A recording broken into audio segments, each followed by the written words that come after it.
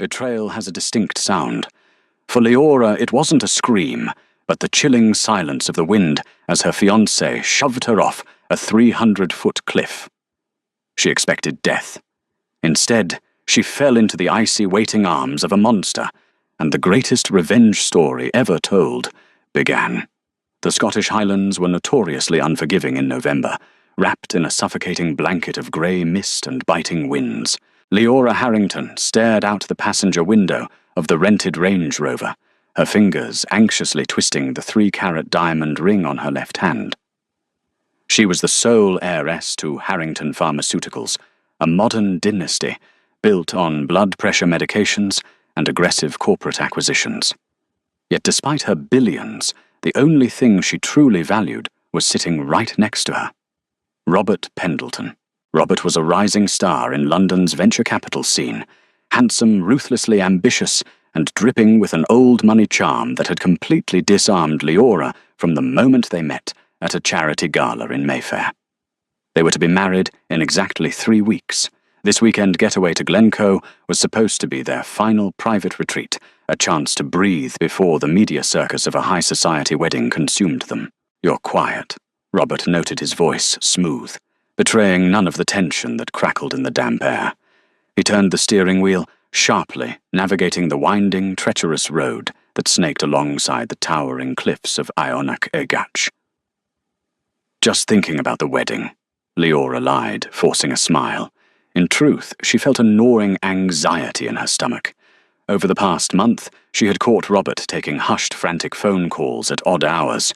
She had noticed unexplained withdrawals from their joint accounts. But love had a funny way of making a brilliant woman willfully blind. "Let's stretch our legs," Robert announced, abruptly pulling the heavy vehicle onto a secluded rocky shoulder overlooking a sheer, terrifying drop. Below them, the dark, churning waters of Loch Leven crashed violently against jagged rocks. It was isolated. There wasn't another car house or living soul for miles. Leora stepped out, pulling her cashmere coat tightly around her shoulders. The wind whipped her auburn hair across her face. She walked toward the edge, mesmerized by the violent beauty of the drop. It was a 300-foot plunge into a watery grave. "It's breathtaking, isn't it?" Robert murmured, stepping up close behind her. His chest pressed against her back, and his arms wrapped around her waist. For a fleeting second, Leora felt safe. Then the passenger door of the Range Rover clicked open. Leora turned her head slightly, her heart hammering against her ribs as high heels crunched against the wet gravel. Out stepped Beatrice Lawson. Beatrice was Leora's chief financial officer, her trusted confidant, and supposedly her best friend. "Beatrice," Leora breathed, confusion paralyzing her. "What are you doing here? Did you follow us?" Beatrice didn't look like a woman who had just crashed a romantic getaway. She wore a tailored black trench coat, her expression cold and calculating. She walked to the edge of the cliff, stopping just a few feet from Robert and Leora, and lit a slim cigarette. "She didn't follow us, Leora," Robert whispered, his breath hot against Leora's ear. The warmth in his voice was entirely gone, replaced by a metallic, terrifying deadness. "I invited her." Before Leora could process the words, Robert's grip on her waist tightened to an agonizing degree. "Robert, you're hurting me," Leora gasped, trying to pry his fingers away. "Do you have any idea how much debt I'm in?" "Leora," Robert's voice dripped with sudden venomous resentment. "My firm went under 6 months ago. I owe £40 million to people who don't send collection letters, they send men with hammers. You were supposed to be my lifeline. But your father's prenuptial agreement was airtight. I'd get nothing if we divorced. I get nothing while we're married." Leora's world began to spin. The mist, the rocks, Beatrice's passive face, it all blurred into a surreal nightmare. "Robert, please, if you need money, just ask me. I can help you. We can fix this." Beatrice exhaled a plume of grey smoke, her eyes devoid of pity. "He doesn't want your help, Leora. He wants the life insurance payout. £50 million payable to the surviving spouse in the event of an accidental death. And with me managing the company's internal accounts, ensuring the policy was fully underwritten, before the wedding was incredibly simple. You're sleeping with him, Leora said, the betrayal slicing deeper than the freezing wind. The two people she trusted most in the world had orchestrated her execution. For 2 years, Robert confirmed coldly. You were just a stepping stone, Leora. A sweet, naive little stepping stone. Leora's flight or fight instinct finally kicked in. She drove her stiletto heel backward into Robert's shin and threw her elbows back, trying to break his grip. But the element of surprise was lost. Robert was stronger, and they were standing inches from the abyss. Don't make this messy, Leora, Robert snarled, grabbing her by the shoulders. You won't get away with this. The police will investigate. Leora screamed, her feet slipping on the slick, rain-soaked grass. Tragic accidents happen on these cliffs every year, Beatrice said, calmly, flicking her cigarette over the edge. A beautiful bride-to-be, eager for a photo, slips on the wet rocks. Her fiancé tries to save her but fails. It's a tragedy the tabloids will feast on. Robert looked into Leora's terrified, tear-filled eyes. There was no hesitation, no flicker of remorse. Just cold, absolute greed. Goodbye, Leora, he said. With a powerful, violent thrust, Robert shoved her backward. Leora's feet left the ground. For a suspended, agonizing millisecond, she saw Robert and Beatrice standing side by side on the edge of the cliff, watching her. Then gravity claimed her. The wind roared in her ears, a deafening hurricane of sound. The jagged rocks of the cliff face blurred as she plummeted downward. She tried to scream, but the air was ripped from her lungs. This was it. She was 28 years old, and her life was ending, not because of illness or age, but because she had loved a monster. She squeezed her eyes shut, bracing for the bone-crushing impact of the rocks and the freezing depths of the loch. But the impact never came.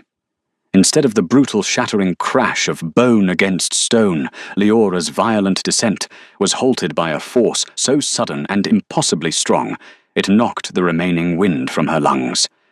She didn't hit the water. She didn't hit the rocks. She was suspended in mid-air, roughly 50 feet above the churning loch. The roaring wind seemed to die down, replaced by a suffocating, terrifying stillness. Leora opened her eyes, her vision swimming with dizziness and shock.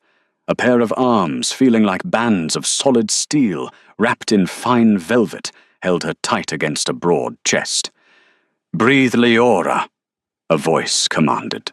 It was a voice that seemed to vibrate through her very bones, deep, aristocratic, and layered with a dangerous resonance that didn't sound entirely human.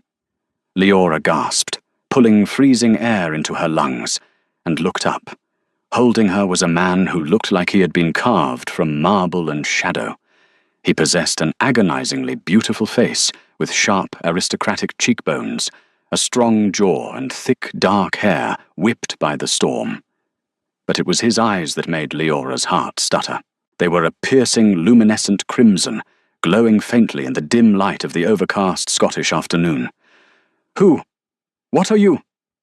Leora choked out, trembling violently from both the freezing cold and absolute terror. They were hovering.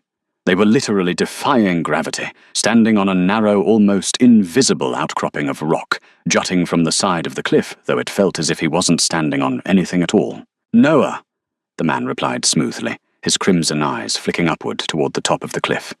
"Noah Croft, and it seems, Leora Harrington, that your taste in men is abysmally poor." Leora knew that name. Noah Croft was the reclusive CEO of Croft Holdings, a massive, shadowy conglomerate that practically owned half of Europe's real estate and logistics networks. He was a phantom in the business world, never photographed, never interviewed. Yet here he was, hovering on a cliff face, his skin ice-cold to the touch. You're not human," she whispered, her rational mind shattering into a million pieces. Noah's lips curved into a dark, knowing smile. He didn't answer her directly. Instead, he tightened his grip on her waist. "Hold your breath. The ascent is rather fast." Before Leora could question him, the world blurred. The sheer G-force of their movement pinned her against Noah's chest. He didn't climb the cliff. He bounded up it in massive, gravity-defying leaps, moving faster than the human eye could track. In mere seconds, he crested the edge of the cliff 100 yards away from where Robert and Beatrice were currently putting on a show of fake hysterical weeping for a passing motorist they had flagged down. Noah didn't stop. He carried Leora deep into the dense, ancient pine forest bordering the road, finally setting her down gently at the base of a towering, hollowed-out oak tree. Leora's legs immediately gave out. She collapsed into the damp moss, gasping for air, her entire body shaking uncontrollably. She looked at Noah, who stood perfectly still, completely unfazed by the cold, the rain, or the physical exertion. "Why?" Leora managed to say, wrapping her arms around her knees. "Why did you save me?" Noah crouched down his movements, possessing the liquid predatory grace of a panther. Up close, Leora could see the faint, dark veins beneath his porcelain skin and the terrifying sharpness of his canine teeth when he parted his lips. "I have inhabited these highlands for 400 years, Leora," Noah said softly, his voice a dangerous purr. "I have seen wars, plagues, and the rise and fall of empires. Boredom is the greatest enemy of an immortal. But today the wind carried something incredibly intoxicating to me." He reached out his ice-cold fingertips, brushing a stray wet lock of auburn hair behind her ear. Leora flinched, but she couldn't look away from his hypnotic crimson gaze. "It wasn't just your blood," Noah continued, his nostrils flaring slightly. "Though your bloodline is extraordinarily potent, rare. It was the absolute, blinding fury radiating from your pulse as you fell. The universe is rarely so poetic. A betrayed bride, plunging to her death, radiating a thirst for vengeance, so pure, it woke me from my slumber." Leora looked through the trees, catching a distant glimpse of the flashing blue lights of emergency vehicles arriving at the cliffside. Robert was putting on the performance of a lifetime, burying his face in his hands, while Beatrice comforted him. The rage that had been masked by shock suddenly ignited inside Leora's chest. It was a hot, white, burning fire. They were going to get away with it. They were going to take her company, her money, her life, and drink champagne over her closed casket. "He tried to murder me," Leora whispered, her voice hardening. The tears stopped falling. "He's going to steal my family's legacy." "He will certainly try," Noah agreed, standing up to his full imposing height.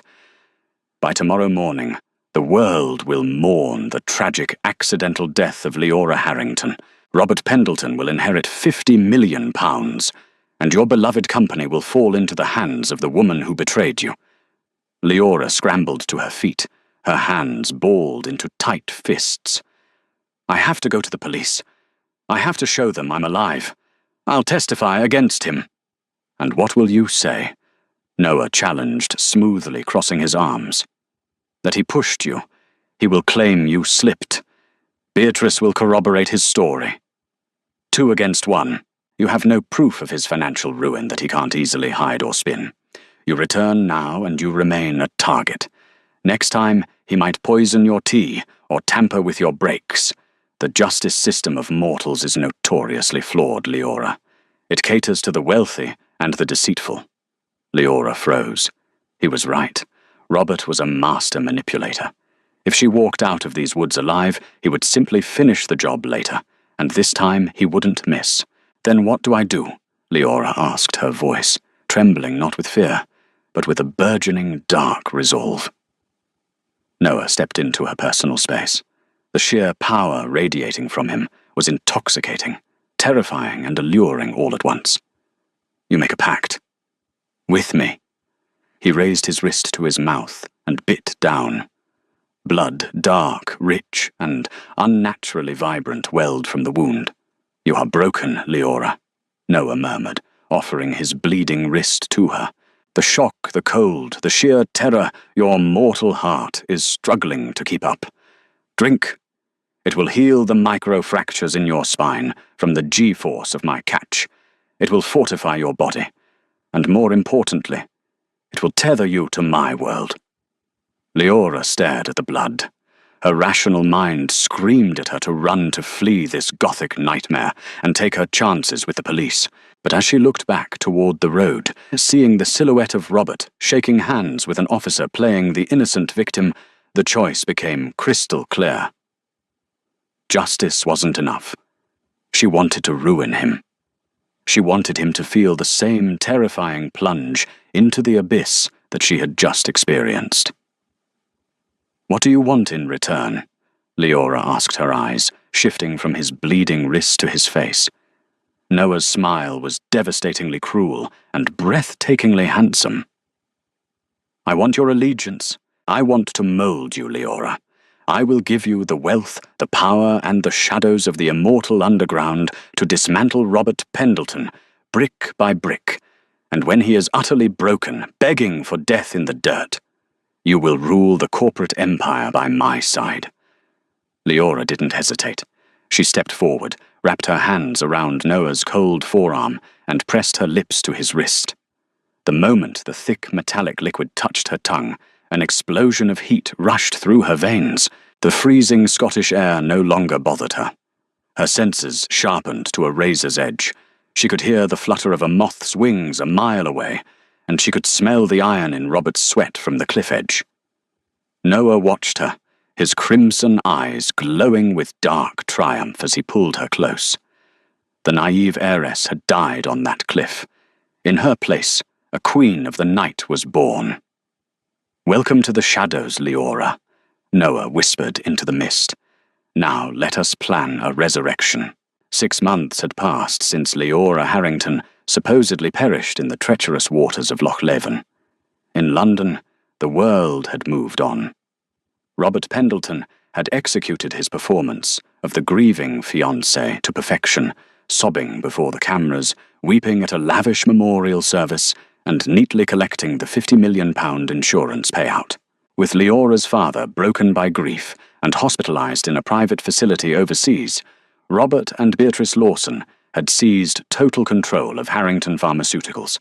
They had moved into Leora's sprawling Belgravia townhouse, their illicit romance now flaunted under the guise of comforting each other through tragedy. Tonight, they were celebrating their undisputed victory. The grand ballroom at the Savoy was packed with London's elite for the annual Winter Solstice Gala, a high society charity event that Harrington Pharmaceuticals was anchoring. Robert stood near the towering ice sculpture, a crystal glass of scotch in his hand. He looked impeccably handsome in his Tom Ford tuxedo, his chest swelling with the arrogant confidence of a man who had committed the perfect crime. Beatrice stood beside him, draped in emerald silk diamonds dripping from her neck, diamonds that had once belonged to Leora's grandmother. The board approved the restructuring this afternoon. "Robert," Beatrice whispered, tapping her manicured nails against her champagne flute. "By next Monday, the Harrington family name will be legally removed from the holding group. It's entirely ours. To a long, prosperous life." Robert raised his glass, clinking it against hers, "and to tragic, clumsy accidents." They shared a dark, knowing smile, completely oblivious to the fact that the temperature in the ballroom had suddenly plunged. The heavy oak doors of the ballroom swung open. The ambient noise of the string quartet and elite chatter died, instantly replaced by a suffocating, breathless silence. Walking into the room was a couple that seemed to radiate a gravitational pull so immense it physically arrested everyone in attendance. The man was Noah Croft, dressed in a flawless midnight black tuxedo, his towering frame, aristocratic features, and eyes that seemed almost unnaturally dark commanded absolute submission. But it was the woman on his arm who caused Robert's heart to completely stop. She wore a backless, blood-red silk gown that hugged every curve of her flawless silhouette. Her auburn hair was styled in vintage Hollywood waves, cascading over a neck that was porcelain pale and unblemished. Her lips were painted a deep crimson, matching the chilling, predatory confidence in her eyes. "My God!" Beatrice choked out her face, instantly draining of colour. Her champagne glass slipped from her fingers, shattering on the polished marble floor. "Robert, look at her." Robert's hand shook so violently his scotch spilled over his fingers. It's impossible. She's dead. I saw her fall. I watched the water engulf her." It was Leora.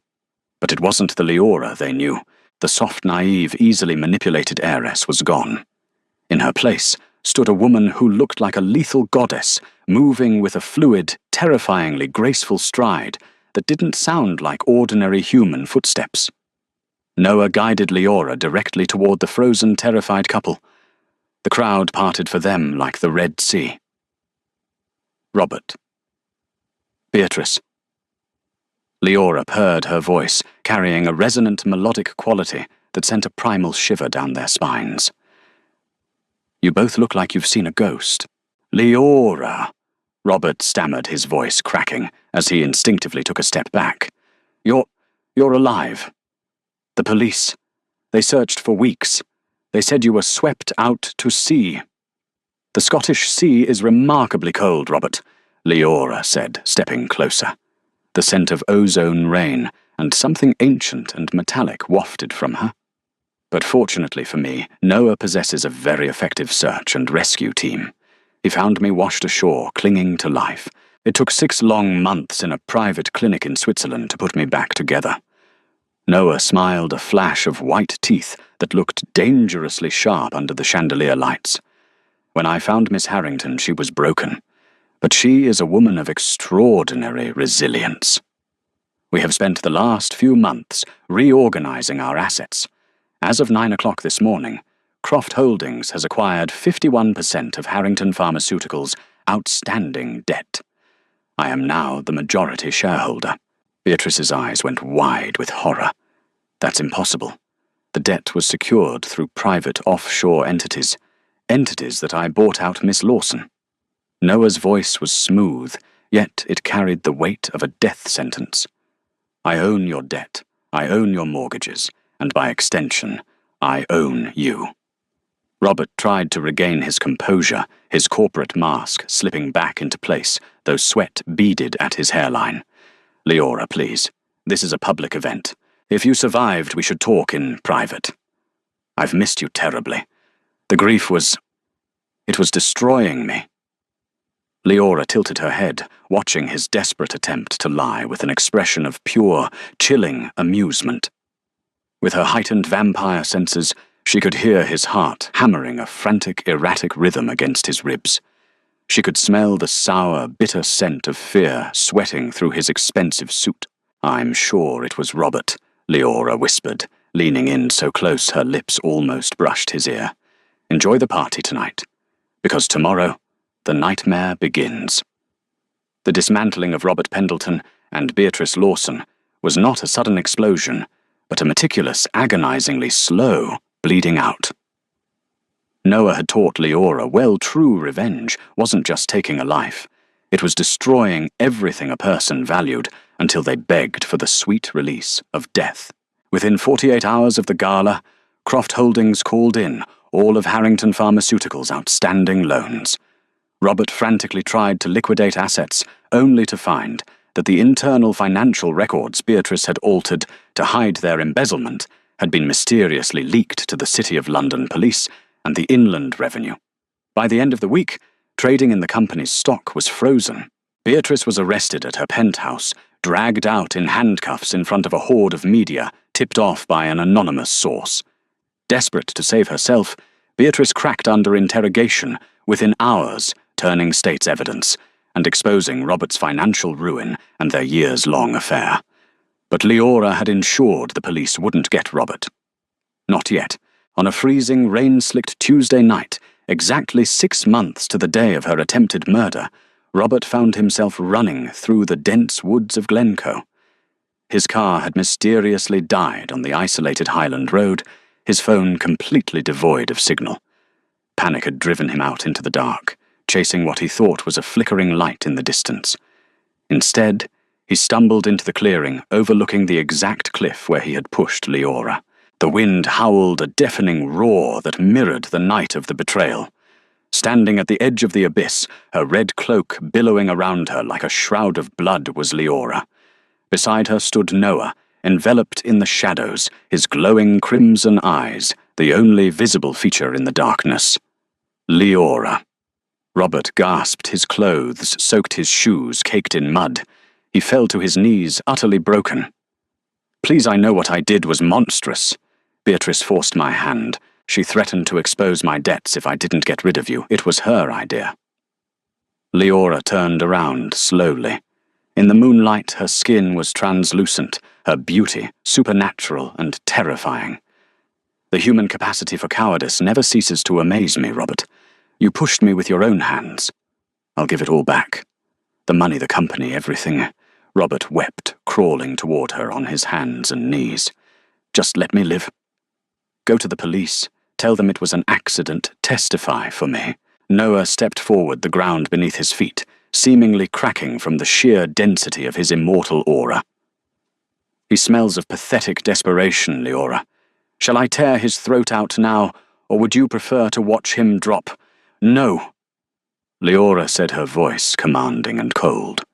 Noah paused, bowing his head slightly in deference to his new queen. Leora walked over to Robert, grabbing him by the lapels of his wet jacket. With a strength that defied physical laws, she lifted his entire 6-foot frame into the air with a single hand. Robert screamed, dangling helplessly over the 300-foot drop. The churning black waters of Loch Leven roared below, waiting for him. "Look down, Robert," Leora commanded, her voice vibrating with dark vampiric power. "Remember this feeling. The absolute terror of knowing the person you loved took everything from you. Leora, please. Have mercy," he shrieked, his legs kicking wildly in the empty air. "Mercy died on this cliff," Leora whispered, her canine fangs lengthening, gleaming sharply in the moonlight. "But I am not a murderer like you. I am something much worse. I am your reckoning." With a disdainful flick of her wrist, Leora didn't drop him over the edge. Instead, she hurled him backward, slamming his body hard against the rocky ground of the clearing. Robert groaned, coughing up blood, his ribs shattered. Before he could process his survival, the blinding headlights of 3 police cruisers tore through the trees, their sirens wailing.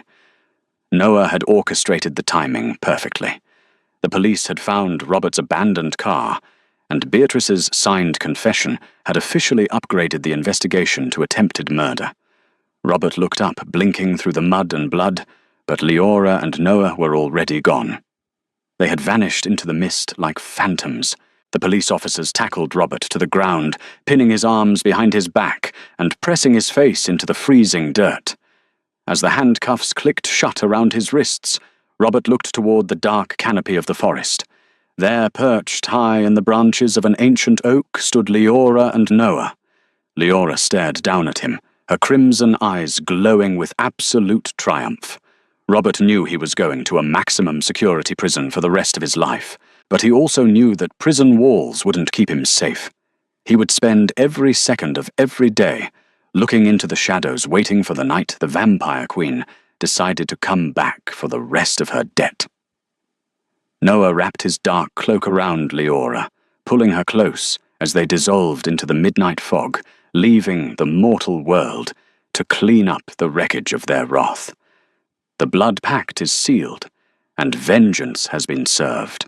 Leora and Noah now rule their dark empire from the shadows, proving that some betrayals carry a price that echoes through eternity. If you loved this thrilling tale of dark romance, betrayal, and ruthless vampire revenge, don't forget to hit that like button. Right now.